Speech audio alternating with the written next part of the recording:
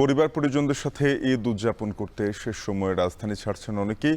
এই যাত্রায় রেল ও সড়ক পথে রয়েছে গ্রামে যাওয়া যাত্রীদের চাপ।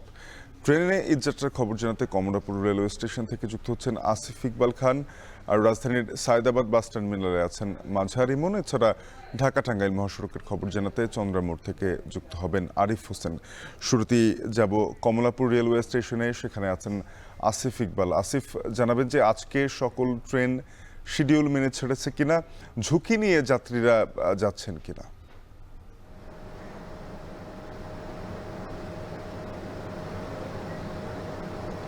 শাফিন, সকাল থেকেই যে ঈদ যাত্রার যে খবর কমলাপুর রেলওয়ে স্টেশন থেকেই কিন্তু আমরা দিচ্ছিলাম। তো সকালবেলা যখন আমরা এখানে এসেছিলাম তখন যাত্রীদের যে চাপ, যে ভিড়টি দেখেছিলাম আমরা দেখেছিলাম যে ট্রেনের ছাদে করে তারা লোকজন প্রিয়জনের সাথে ঈদ করতে কিন্তু ট্রেনের ছাদে পর্যন্ত চড়ে কিন্তু তারা যাওয়ার চেষ্টা করেছেন।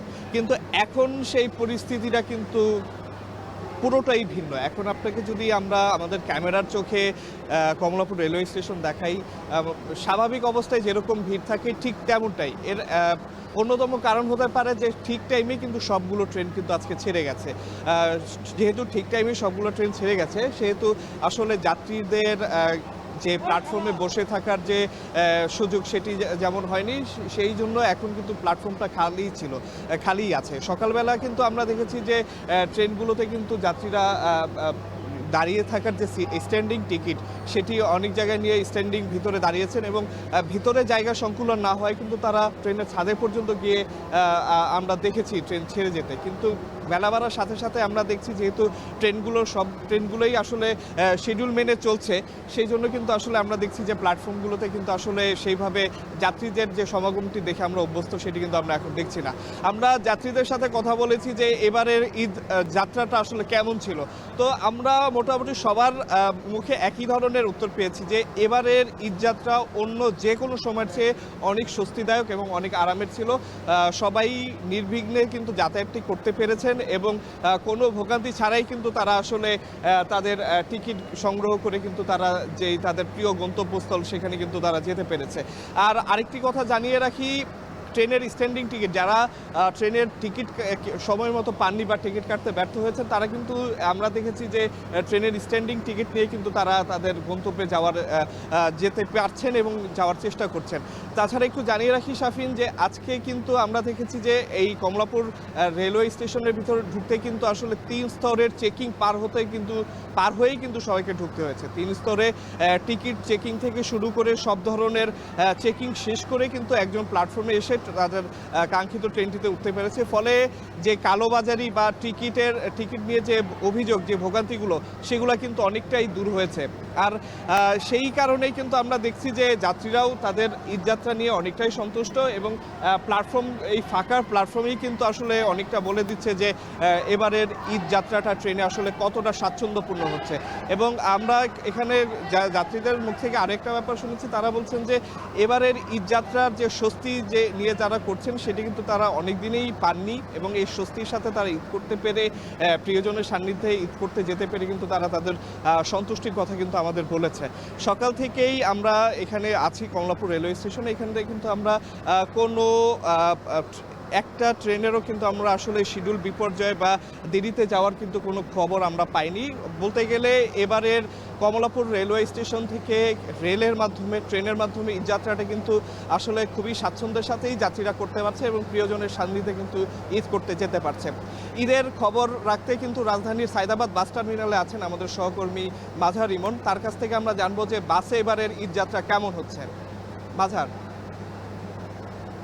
আসিফ, আমি সকালবেলা থেকে এই সায়দাবাদ বাস টার্মিনালে রয়েছে। এখানে সকালবেলার যে চিত্র, এখনও সেই একই চিত্র দেখতে পাচ্ছি, অর্থাৎ যাত্রীদের যেই চাপ, সেই চাপ কিন্তু এখনও রয়েছে। এবং এই সায়দাবাদ বাস টার্মিনালের যে আজকে সারাদিনের চিত্রে যে মূল যে একটি বিষয় আমাদের চোখে পড়েছে, সেটি হচ্ছে এই সায়দাবাদে বাসের প্রবেশ এবং বাসের বাহির হওয়া। অর্থাৎ এই সায়দাবাদ এলাকাটি জুড়ে কিন্তু বাসের একটি জটলা দেখা গিয়েছে এবং যাত্রীদেরও সমাগম যেহেতু রয়েছে, চাপ রয়েছে, ঘরমুখী মানুষের ভিড় রয়েছে এই সায়দাবাদ বাস টার্মিনালে, সেই কারণে মূলত এখানে বাসের উপস্থিতি বেশি এবং যার কারণে মূলত যেটি বলছিলাম যে গাড়ির জটলার কারণে কিছুটা ভোগান্তিতে পড়েছেন নগরবাসী যারা ঘরমুখী রয়েছেন ঈদ উদযাপনের ক্ষেত্রে। তবে যাত্রী যাত্রীরা যেটি বলছেন যে বেশিরভাগ টিকিটই তারা অনলাইনে কেনার কারণে মূলত তাদের টিকিট কেনার যে দুর্ভোগটি সেটি কিন্তু এখন হচ্ছে না, এবং তারা কিন্তু এই সায়দাবাদ বাস টার্মিনালে এসে তাদের যে বাস রয়েছে সেই বাসে উঠতে পারছেন, কিন্তু এই বাসে ওঠার পর এই বাস টার্মিনাল থেকে বাসটি ছাড়ার যে বিষয়টি সেখানেই মূলত সমস্যা তৈরি হচ্ছে।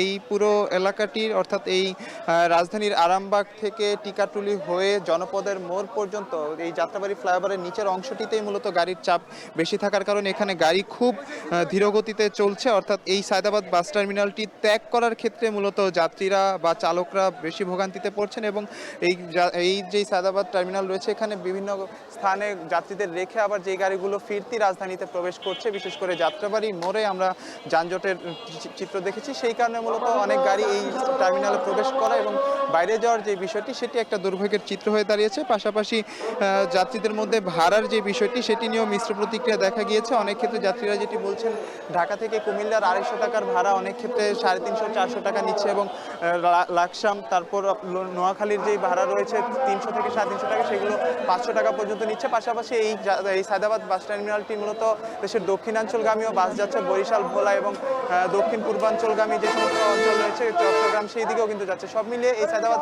বাস টার্মিনালে এই দুই অঞ্চলের মানুষেরই কিন্তু আমরা ভিড় দেখতে পাচ্ছি, এবং যেটি বলছিলাম মূল সমস্যা হয়ে দাঁড়িয়েছে এইখান থেকে বাস বের হওয়ার যে সমস্যাটি সেটি, এবং ট্রাফিক বিভাগকে আমরা দেখেছি তাদের যে কার্যক্রম সেটি কিন্তু তারা বুথ স্থাপন এবং মাঠেও কিন্তু তারা চালিয়ে যাচ্ছে। তো রাজধানীর সায়দাবাদ বাস টার্মিনাল থেকে আমার কাছে এই ছিল সবশেষ, এবং আমাদের আরেক সহকর্মী আরিফ হোসেন রয়েছে চন্দ্রা এলাকায়, সেখানে তিনি ঈদযাত্রার খবরাখবর রাখছেন, উত্তরবঙ্গের মানুষ যাচ্ছে, আমরা সেই খবর জানতে চাই আরিফের কাছে। আরিফ, আপনি চন্দ্রার কি দৃশ্য দেখছেন যাত্রীদের?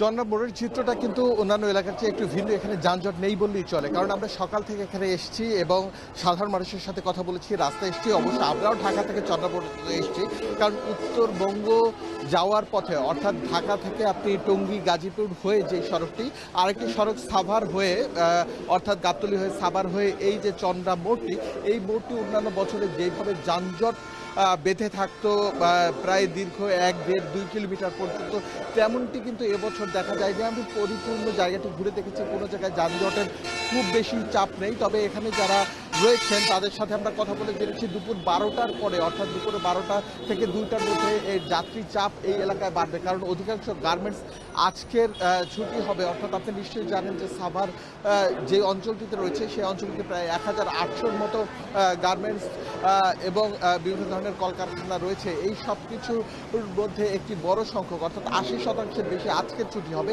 এরপরই এই এলাকাটিতে চাপ বাড়বে এমনটা জানিয়েছেন। আমরা দেখেছি যে পরিবহনের যেই গাড়িগুলো সেই গাড়ির সংখ্যাও রাস্তায় প্রচুর রয়েছে, যাত্রীরও চাপ আস্তে আস্তে করে বাড়ছে। কিছু কিছু গার্মেন্টস এবং শিল্প কলকারখানা গতকালকেই ছুটি হয়ে গিয়েছে, সেজন্য তারা তাদের পরিবার পরিজনের জন্য কেনাকাটা করে তারপরে আজকে সকালে রওনা দিয়েছেন, এমনও কিছু মানুষদের আমরা এখানে দেখেছি। তবে সবচেয়ে বড় বিষয় এই চন্দ্রা যেই মোড়টি রয়েছে সেই মোড়টিতে অন্যান্য বছর যেই ধরনের যানজট লেগে থাকে সেই ধরনের যানজট নেই। আমরা আইন শৃঙ্খলা রক্ষাকারী বাহিনী দেখেছি, আমরা হাইওয়ে পুলিশ দেখেছি, সবার সাথে আমরা কথা বলেছি। তারা একটি কথা বলছে যে এই এলাকা থেকে শুধুমাত্র যানজট মুক্ত নয়, অপরাধ মুক্ত করার জন্য তারা কাজ করছেন। যদি কোনো ধরনের অপরাধের অথবা কোনো ধরনের প্রতারণার অথবা কোনো ধরনের ছিনতাই চুরির শিকার কেউ হন তাহলে 999-এ ফোন দিয়ে তাদের জানানোর জন্য এবং দ্রুত তারা ব্যবস্থা নেবেন। এছাড়া গার্মেন্টস শ্রমিক থেকে শুরু করে শিল্প কলকারখানার শ্রমিকদের যেই চাপটি 20% যেগুলো গতকালকে পর্যন্ত ছুটি হয়ে গেছে সেই চাপটি আমরা সকাল থেকে দেখছি